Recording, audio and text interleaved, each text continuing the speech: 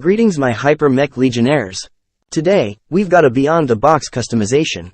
We're taking the Xing high-grade 144th Wing Warrior from its plane out of the box that looked like this, to a whole new level of awesome like this. Alright, let's get down to it. Today, we're tackling the painting, and guess what? We're keeping it real with these cheap-ass Bosny spray cans. And no, this isn't the Bosny Gunpla Guy channel, and I'm definitely not on their payroll. Long story short, I'm no airbrush maestro, so we're rocking these industrial spray cans for the win. No more waiting around. Let's tear into this kit. First things first, we're knocking out those pesky seam lines. Our weapon of choice? Tamiya plastic cement, because nothing says, seam line be gone, like this stuff. Spread that plastic cement generously along the edges of both parts creating the seam. Don't hold back, the more oozing liquid cement, the better. But keep in mind, we'll have to put in some effort to remove these later. But before we get to that, fit the parts together and squeeze like your life depends on it. Sure, excess cement might ooze out, but that's alright. We just need to let it dry first. Now, this is what I call an advanced seam line. Before we connect the parts and seal the deal, we need to address the seams on the individual pieces first. It's a bit of a two-step dance. Remove the seam on each part, join them together, and only then can we get rid of that pesky seam line. Faced with two options, either modifications or dealing with the sequence, both a bit bothersome. So, I'll just leave it as it is. The seam lines on the back and front of the leg seem okay. They might just pass as panel lines. Well, enough of the talk and crap. Now that our cement has dried, let's dive into some cleaning. First, use your hobby knife to scrape off the excess dried cement until it's reduced. After that, grab some fine sandpaper or a buffing block to further reduce and even out the surface. I'm using around 1200 grit for this.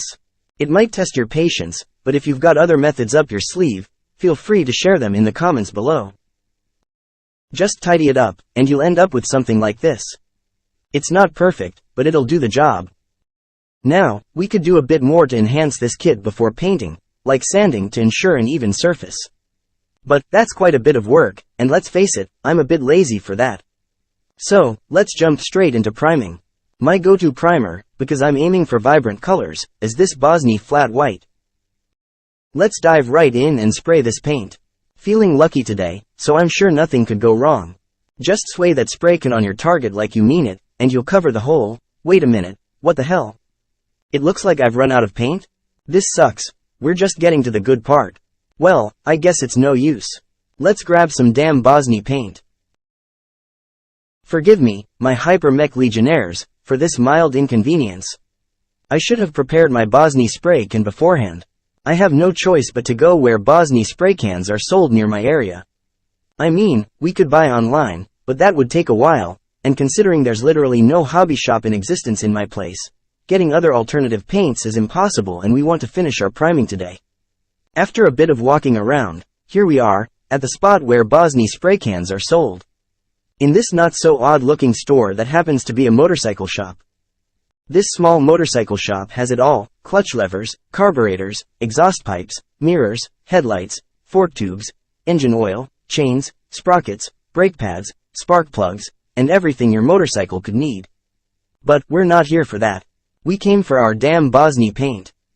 The Bosny paints are not prominently displayed in this store. You have to peer over the counter to check the available paint. In some cases, you may need to ask directly for the specific paint you need. I shelled out 120 pesos, roughly around $2 for this single spray can. It's a bit steeper in terms of retail price compared to what you can get online, but hey, they need to run a business here. They also offer Nico brand spray paint here, but I never get to try them. They're expensive than Bosny, so hell no.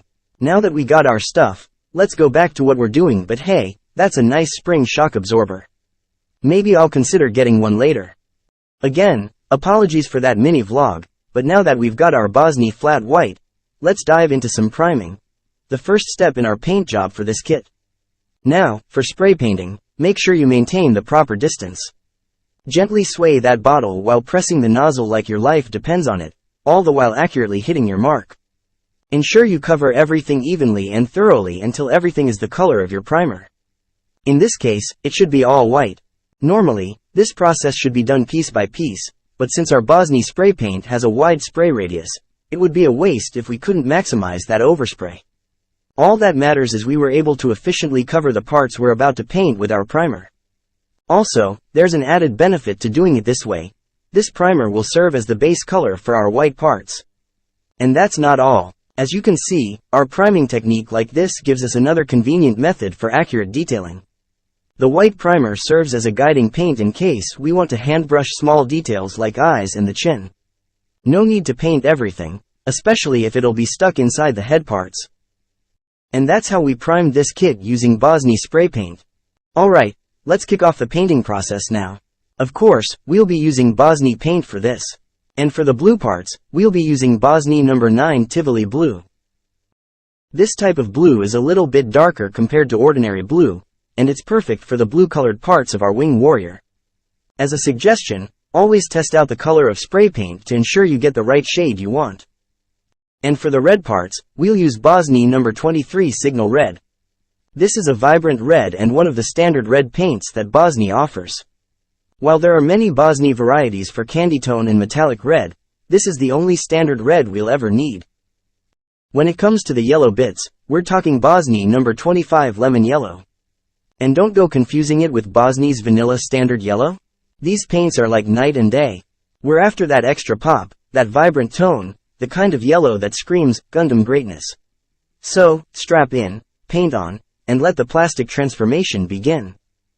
Now, to tackle those crappy gray parts, we're pulling out the big guns, a combo of Bosny No. 17 Dark Gray and Bosny No. 10 Steel Gray. Since we're going all in on the grays, why not spice it up with a killer hue combo? And last but not the least, we're throwing in an unexpected twist, Bosny No. 68 Primer Gray. Yes, you heard it right, Primer Gray. Who says Bosny primers can't be used as base paint? We're using this to add some depth to the white parts because, let's be real, an all-white parts might be a bit too bland. And since Bosny Primer Gray is the lightest gray in their lineup, it's our secret weapon to balance out that white. But hey, this is just my preference. If you're into the pure white look, that's cool too. Now, let's take a peek at the colored parts we've just painted. Check out these painted blue parts. We used Bosny No. 9 Tivoli blue, giving them a bold and distinct vibe. It's like a splash of deep space with a touch of mechanical finesse. Check out the painted red parts. With Bosny No. 23 Signal Red, they're now bursting with vibrant energy. It's like we injected a dose of high-octane energy into our wing warrior. Painted yellow parts? Bosny No. 25 Lemon Yellow. Now, they're glowing vibrantly, adding a burst of sunshine to our wing warrior. Now, for our dark gray, take a look. The hue is richer and deeper than the bare plastic, exactly how dark gray parts should be. I left some parts unpainted because we don't want excessive paint, making it difficult to assemble. These unpainted areas will be tucked inside, unseen upon assembly. And, of course, when you compare this to our steel gray, there's a clear difference in hue for both grays, just the way I envision gray parts to be. In a nutshell, from drab to fab, the painting overhaul injected life into our wing warrior. While Bosny might not be the perfect paint, it sure worked its magic. It's detailing time. As much as we love Bosny, it's not a one-size-fits-all deal. Take this chest vent, for example. I handbrushed it with Tamiya acrylic chrome silver. Simple touches like these add depth and finesse to the details of our kit. Time for the nitty-gritty details. Panel lining is a must. Basically, Kit 101 for customization.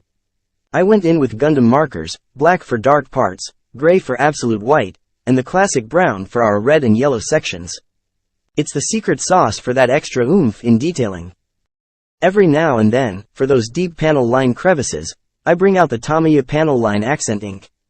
Of course, this comes with its own extra cleaning steps for that pristine finish. Now that basic panel lining is in the bag, let's step it up with the ultimate detailing tool, waterslide decals. This cheap-ass third-party decal, originally intended for the real grade 1/144th Wing Gundam, surprisingly looks decent and is a perfect fit for our Xing Dong Wing Warrior. Now, I get it. Applying decals is a personal touch. Some prefer a clean look, while others might be a tad lazy to fuss with them. But hey, we've come this far, why not dive into the extra details? Besides, slapping on decals to painted kits is my favorite part of the process. Let's make it pop. I mean, with decals as awesome as these, who wouldn't want to give them a home on our kit? And for our grand finale detailing, cue the Real Touch Gundam marker for some edge shading. It's a technique born out of my dislike for too much white on kits. Simple as shading those edges with the marker, giving it a pseudo-anime, pseudo-weathering, pseudo-pre-shading flair. It's a unique design inspired by those techniques, and since I'm not sure what to call it, let's dub it the hyper weapon style. And there you have it, our parts decked out with all the detailing. Now, it's time to summon our old friend Bosny one last time. Enter Bosny number 191 Flat Clear, the clear and matte topcoat that's here to lock in and safeguard all the hard work and details we've poured into this build. About top coating, it's the ace move in the finishing playbook, cranking your kit up to 11. But, a word of caution, if you're a bit clueless diving into this method, there are potential consequences waiting. In that case, check out my topcoat video tutorial linked above. Otherwise, let's press on. Let's make sure to coat all the essential details on the parts, striking that delicate balance. We want protection, but not at the expense of drowning out those finely crafted details. And there you have it, topcoat done. All that remains is to bring this kit together. I trust I've delivered on the promise to transform this Xing high-grade 144th Wing Warrior into something truly awesome, just as I pledged at the beginning of this video. To those who made it this far and watched through, a heartfelt thank you. Your support keeps me going, creating content like this. The techniques I shared are based on my own experience, may not work for everyone, but I'm eager to hear your opinions or suggestions in the comment section below. I sincerely hope you enjoyed this video. Now, onto the hyperweapon montage.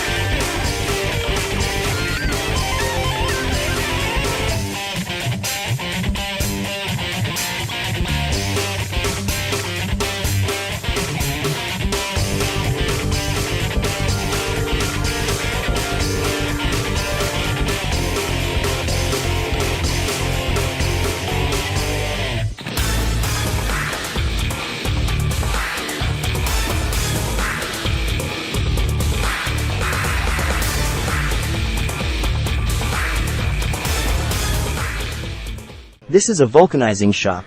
You can find these guys everywhere to assist with flat tires. And no, they don't sell Bosny paints.